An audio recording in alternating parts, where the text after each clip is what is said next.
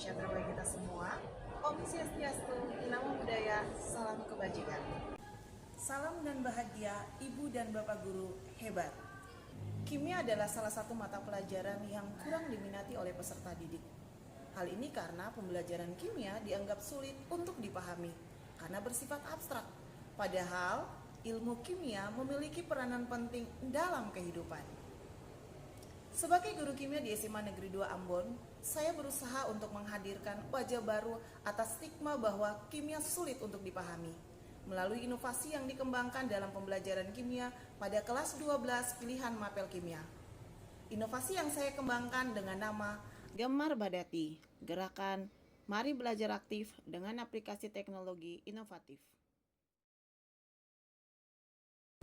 Badati merupakan local wisdom atau kearifan lokal budaya Maluku, yakni tatanan kehidupan sosial masyarakat Maluku untuk saling bekerja sama dan bahu-membahu agar saling mendorong dan memotivasi mencapai tujuan bersama atau pekerjaan yang dapat diselesaikan secara bersama-sama.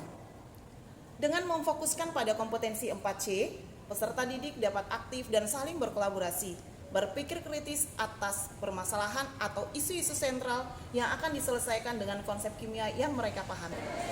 SMA Negeri 2 Ambon merupakan salah satu sekolah di pusat kota Ambon dengan fasilitas yang memadai. Memiliki lab komputer, lab kimia, jaringan internet, dan ruangan kelas yang dilengkapi dengan fasilitas proyektor dan internet. Namun, karena penggunaan HP yang tidak tepat, mengakibatkan peserta didik tidak dapat membawa HP secara bebas dan leluasa oleh pihak sekolah. Data yang saya peroleh dari bagian kesiswaan maupun bagian dari siswa, 96 peserta didik memiliki HP, baik Android maupun iPhone. Dalam penyelenggaraan pembelajaran kimia, saya memiliki tantangan yakni ketersediaan buku paket di perpustakaan sesuai kurikulum Merdeka yang belum tersedia. Kehadiran siswa di kelas dengan berbagai alasan membuat penerimaan informasi tentang pembelajaran dan asesmen baik formatif maupun sumatif juga sulit dijangkau oleh anak-anak tersebut. Sementara, pembelajaran yang dilakukan hendaknya harus mampu menjawab kebutuhan peserta didik. Beberapa anak yang sulit memahami konsep karena tidak mengikuti pembelajaran di kelas dan loss informasi, akibatnya mendapatkan nilai yang kurang baik. Selain itu, karena merasa gagal paham akibat ketidakhadiran mereka, maka membuat anak-anak tersebut menjadi pengganggu teman lain atau membuat onar di dalam kelas. Dengan berbagai cara berusaha untuk bisa mengatasi, sampai kadang bisa membuat guru emosi. Saya pun memulai aksi saya dengan mengajak mereka menuliskan refleksi tanpa menuliskan nama. Sambil saya belajar untuk dapat mengevaluasi diri saya tentang apa yang sedang mereka alami. Apa upaya saya belum mampu menjawab kebutuhan belajar mereka, mulai merancang dan melakukan aksi. Mulai dari refleksi awal dan asesmen kognitif, non-kognitif untuk membantu saya memetakan kebutuhan peserta didik, baik model, metode, maupun juga media yang dapat membantu peserta didik untuk memahami konsep bahkan dapat mengimplementasikannya sebagai hasil pembelajaran yang berdampak dan memberi makna baik bagi diri, orang-orang di sekitar mereka, maupun di lingkungan tempat mereka berada. Hasil refleksi dan asesmen awal saya gunakan untuk memetakan kebutuhan belajar dari segi kesiapan belajar. Karena saya ingin peserta didik saya menjadi agen perubahan yang berkontribusi terhadap 3 isu prioritas dunia, yaitu isu kesehatan, finansial, dan lingkungan, maka teknologi menjadi jembatan dalam pembelajaran kimia. Belajar dari fakta dan data dengan teknologi yang mereka miliki atau berbasis aset. Jurnal, artikel, handbook, dan lain-lain yang harus divalidasi keakuratan data yang disajikan untuk dijadikan data eksplorasi konsep. Maka saya menyediakan konten pembelajaran yang dikemas dalam LKPD maupun modul belajar dan MPI atau multimedia pembelajaran interaktif di classroom masing-masing kelas pilihan kimia. KTP-nya ini diharapkan siswa dapat menghasilkan karya berupa aksi nyata penerapan konsep kimia. Contoh di sini pada materi asam basa, garam, dan penyangga. Maka sebelum mempelajari materi kimia, perlu dikuatkan strategi dan teknik membuat atau menghasilkan karya berupa aksi nyata pemahaman dan penerapan dengan menggunakan aplikasi-aplikasi teknologi. Yang tentunya yang harus saya tahu duluan, yakni Canva, dan ini memberikan respon baik bagi peserta didik. Selain Canva, ada beberapa aplikasi yang direkomendasikan juga, baik dari saya selaku guru maupun juga dari peserta didik. Yang kedua dari aksi nyata saya yakni menguatkan kesepakatan atau keyakinan kelas. Ya, kalau sudah selesai Agar masing-masing peserta didik dapat menertibkan HP-nya masing-masing atau HP-nya sendiri sebelum ada instruksi untuk digunakan. Hal ini untuk meminimalisir penggunaan HP yang tidak tepat saat pembelajaran. Yang berikut dari aksi saya yaitu pembentukan kelompok.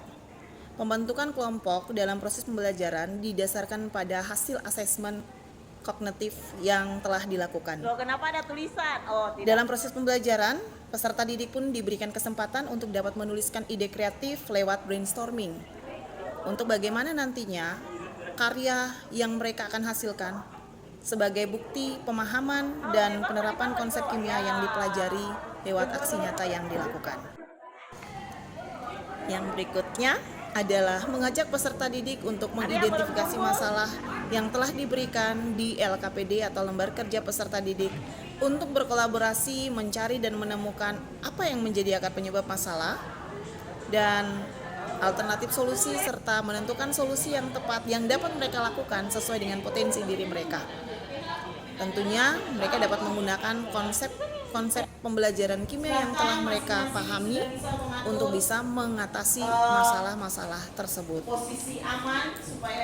Proses eksperimen dilakukan melalui praktikum di laboratorium maupun juga dengan simulasi PET atau lewat animasi-animasi yang diberikan bagi siswa dalam proses pembelajaran dari berbagai media, baik itu dari YouTube maupun juga dari bahan ajar yang ada di PNM.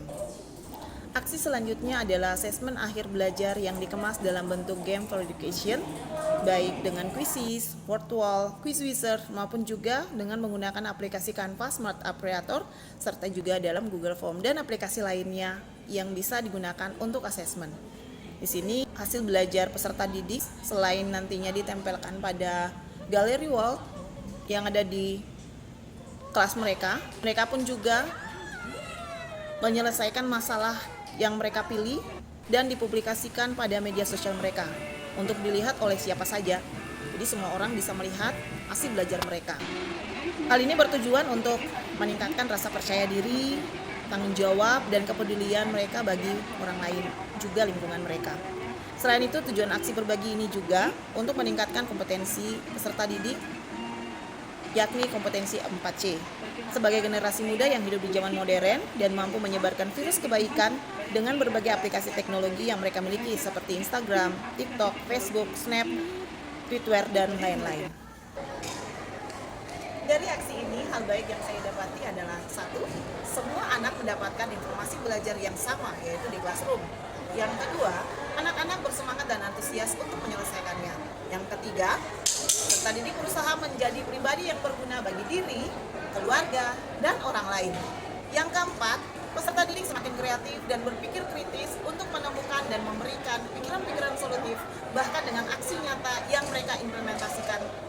Yang kelima, anak-anak bangga sebagai pelajar yang belajar, menjadi paham dan memberikan dampak. Dan yang keenam, siswa membuat timeline untuk memasukkan karya dan aksi nyata. Sedangkan bagi guru, saya senang bukan memaksa, namun setidaknya saya mampu memberikan warna tersendiri bagi mereka. Bahwa kimia bukan menjadi momok yang harus ditakuti. Teknologi dan aplikasi menjadi jembatan yang dapat membantu saya sesuai karakteristik yang dimiliki. Teknologi semakin maju dan berkembang pesat, namun peran guru yang menuntun dan mendidik takkan tergantikan oleh kemajuan teknologi apapun.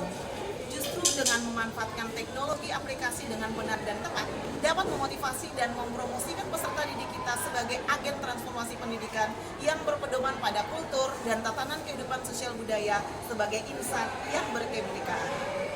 Dari deteksi yang dapat saya berikan dapat bermanfaat bagi kita semua, dan mohon maaf jika ada tutur kata maupun perbuatan yang tidak sesuai. Sampai bertemu kembali semuanya.